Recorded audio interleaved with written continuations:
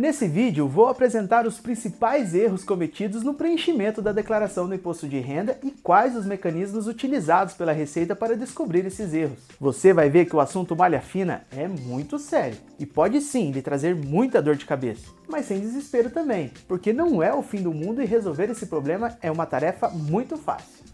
Você sabia que 90% das pessoas que não estão inscritas aqui no canal caem na malha fina? E que 98% que não estão inscritas no canal e não deixam um like no vídeo também não recebem a restituição do imposto de renda? Que coisa, não? Brincadeiras à parte, o assunto malha fina é muito sério. Ela realmente pode lhe trazer um bocado de preocupações. Mas ao contrário de que muita gente pensa, a malha fina é algo super tranquilo de ser solucionado. Aliás, é possível tomar providência já na hora de preencher a declaração que podem diminuir drasticamente o risco de você cair na malha fina. Mas afinal, o que é exatamente a malha fina?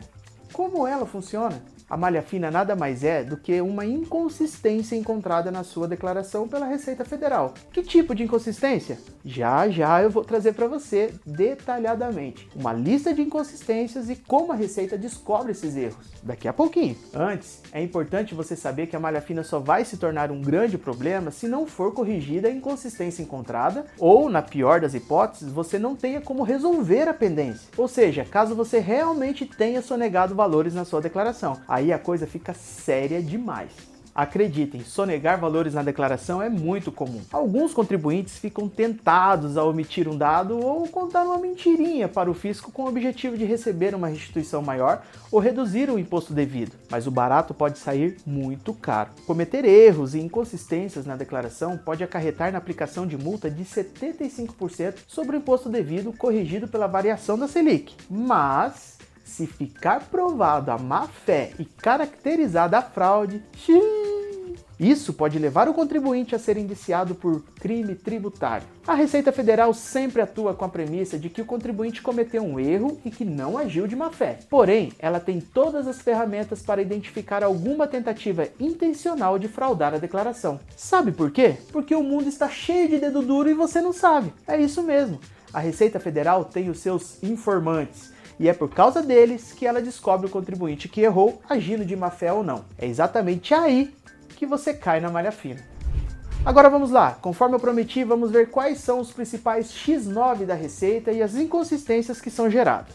Empresas. Sim, pois é, quem diria, hein? A empresa onde você trabalha fornece todos os dados para a Receita Federal, através da DIRF, sobre os valores que foram pagos e descontados dos funcionários durante o ano. Assim, se a empresa informa uma coisa e você declara outra, vai dar ruim. Bancos e outras instituições financeiras. Através de uma obrigação acessória chamada e-financeira, são prestadas informações sobre as operações financeiras de interesse da Receita Federal. Portanto, não vai adiantar nada omitir valores de contas correntes, poupanças, investimentos, previdência, etc. Convênios médicos, hospitais e profissionais de saúde. Essa categoria também informa a Receita Federal alguns dados através da Declaração de Serviços Médicos e de Saúde, a DMED. Esse documento tem os dados sobre o beneficiário do serviço e os valores pagos por ele. Portanto, incluir dependentes que não existem em gastos com um plano de saúde é um péssimo negócio. Construtoras, imobiliárias e cartórios. Administradoras de imóveis, imobiliárias, construtoras e incorporadoras são obrigadas a entregar a Declaração de Informação sobre Atividades Imobiliárias, a DIMOB, que relata todas as operações realizadas por elas, detalhando os valores das transações.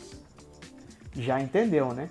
Órgãos públicos. Na venda de imóveis, a Prefeitura cobra o Imposto sobre Transmissão de Bens Imóveis, o ITBI, que mostra à Receita exatamente o valor recebido pelo vendedor, que pode estar sujeito à tributação caso não se encaixe nas regras de isenção. Valores recebidos por doação ou herança estão sujeitos ao Imposto sobre Transmissão de Causa Mortis, o ITCMD, tributo estadual cujo limite de isenção, alíquota e sigla variam em cada estado. O recolhimento do ITCMD também é comunicado ao fisco. Portanto, não esconda nenhum bem ou valor recebido de herança, hein? Os DETRANs estaduais, a Capitania dos Portos e a Agência Nacional de Aviação Civil, ANAC, informam dados sobre a compra e venda de carros, motos, embarcações e aeronaves particulares. Não vai adiantar esconder o iate, o jatinho, a Ferrari, pessoas físicas.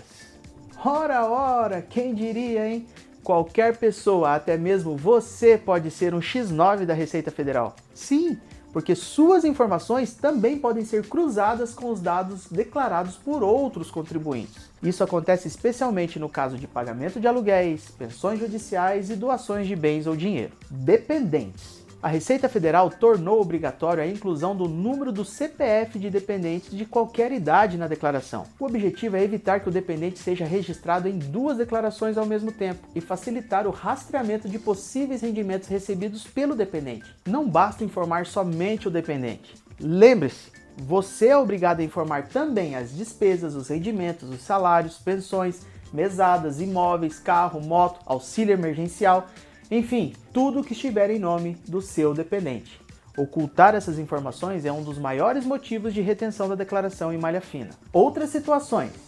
Para fechar a nossa lista, vale lembrar que sua declaração pode cair na malha fina por motivos banais. Por exemplo, o mais comum deles, o erro de digitação. Você sem querer colocou 1 ou 2 dígitos a mais ou a menos em algum campo. Ou ainda digitou o número de algum documento errado. Detalhes realmente banais de digitação ou falta de detalhamento de alguma informação. Agora atenção, se depois de tudo isso que eu expliquei, se você por acaso cair na malha fina, fique tranquilo. Como eu disse lá no início, a regularização na grande maioria dos casos é bem simples. Depois de enviar a declaração, fique de olho no portal ECAC, que é um site da Receita Federal pelo qual você pode acompanhar tudo o que acontece com o processamento do seu imposto de renda. Tem até vídeo aqui no canal que mostra como acessar o portal ECAC através do gov.br. É só clicar no card. Um detalhe bem importante: você não precisa esperar a Receita te notificar sobre algum erro. Se você perceber que errou, que esqueceu alguma informação ou que de repente informou alguma coisa a mais do que deveria, você mesmo pode fazer a retificação da sua declaração antes que a Receita perceba alguma coisa. Temos também vídeo aqui no canal que mostra como você faz a sua retificação da declaração. Se você tiver certeza que não errou, mas mesmo assim a Receita colocou sua declaração na malha, acredite, é difícil, mas é possível que aconteça isso. Até eles podem errar. Procure uma unidade da Receita Federal e vá preparado com todas as provas que você tiver para mostrar que não fez nada de errado. Assim você não atrasa tanto o recebimento da sua restituição, se for o caso. Por falar em recebimento de restituição, ela acontece quando você paga mais imposto do que deveria. Assim, você tem o direito de receber de volta parte do valor pago a mais. Essa devolução é feita em lotes. Cada lote, que é pago em um mês específico, representa um grupo de pessoas prioritárias no recebimento da restituição. Quem entrega a declaração primeiro também recebe a restituição com maior antecedência. Mas existe um grupo prioritário que recebe antes de todos: os maiores de 80 anos, os que têm idade igual ou superior a 60 anos, portadores de necessidades especiais e de moléstia grave, contribuintes cuja maior fonte de renda seja o magistério, e os contribuintes que utilizaram a pré-preenchida ou optaram por receber a restituição por Pix. Depois desses grupos, quem entregar a declaração primeiro também recebe a restituição com maior antecedência, de acordo com um cronograma organizado pela Receita Federal, sempre no último dia do mês após o fim do prazo de entrega da declaração. Bom, pessoal, eram essas informações que preparamos para vocês sobre malha fina.